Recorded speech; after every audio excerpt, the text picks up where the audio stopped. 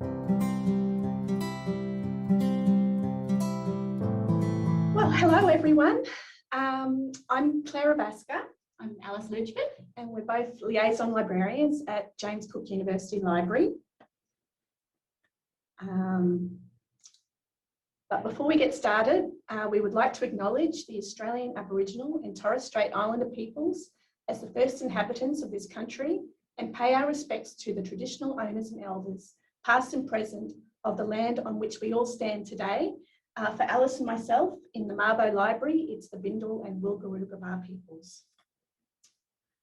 Okay, so when we first started learning and thinking about open access in 2012, we imagined our library repository quickly filling up with freely available research outputs. And at the time, our preference was for green open access or quality gold open access without any article processing fees. So we launched into years of training and advocating at every possible opportunity.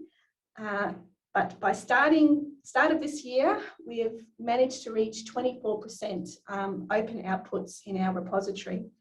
So this figure is a total simplification because open access publishing has only been a thing for JCU researchers since about the mid to late 2000s. But we still feel like there's a lot of work to do.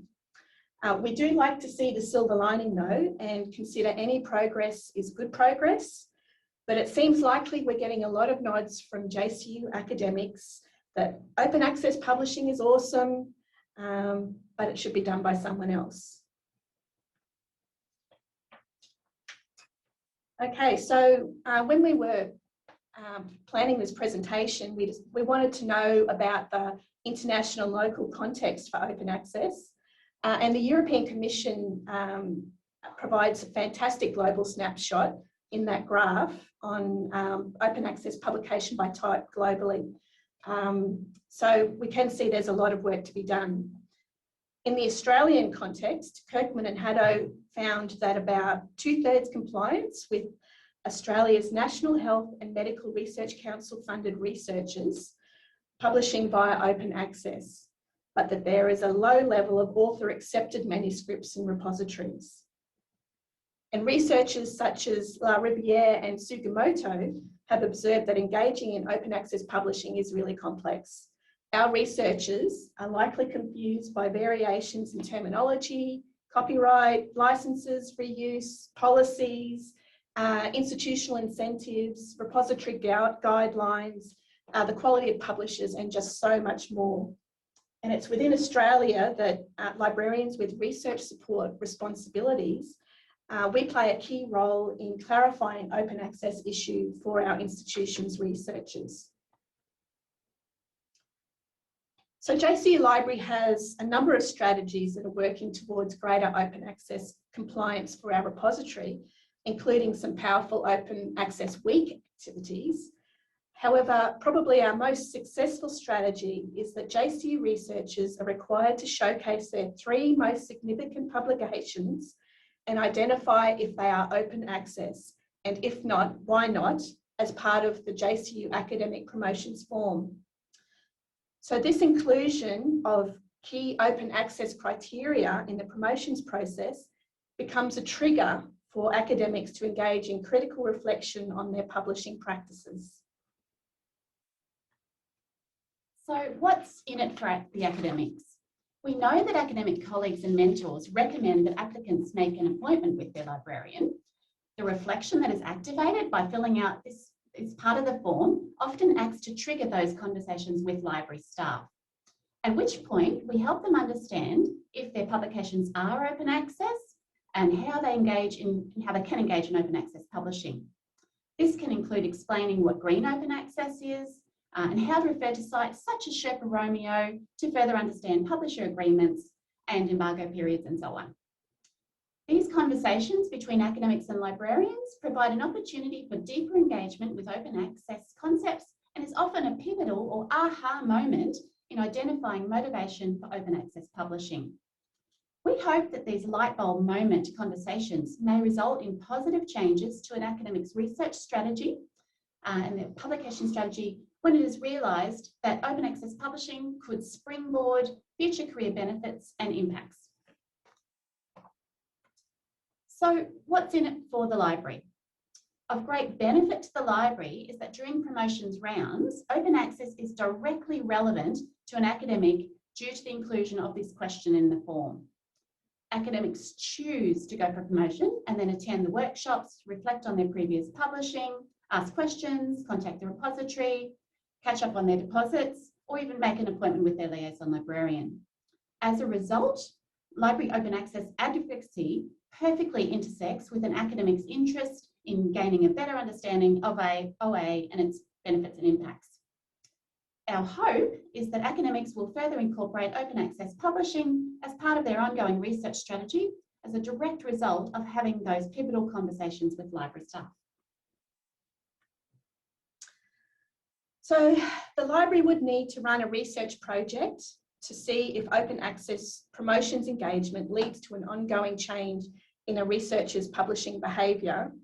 But even without this, we believe that the complexity of open access publishing is a major barrier for our time-poor academics.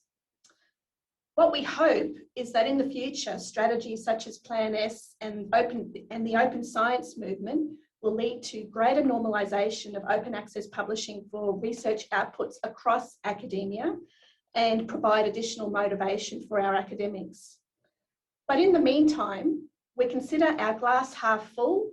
We know that we are increasing JCU Library's repositories open access deposits and improving academic open access publishing literacy at a critical point in their personal lives. And that's it, everyone. Thank you. One thing I really must say, I didn't say it in the presentation, it was Jackie Wolstenholme, who was in attendance today. It was her advocacy and networking that got that change to the question in our academic promotions form. So it's the old chestnut, but it's how you work with other people and who you know and how you build your relationships that made this possible. So big thank you to Jackie. Absolutely. So we've got a question with 2 votes there. So universities seem to love competing on rankings tables. Is there scope to set up an openness ranking as an incentive? There are a few categories you could compete in: green OA, gold OA, OERs, data, etc. Well, honestly, that sounds fantastic. But I actually think for us to get real movement within Australia, we need some government leadership and just some going hard with policies.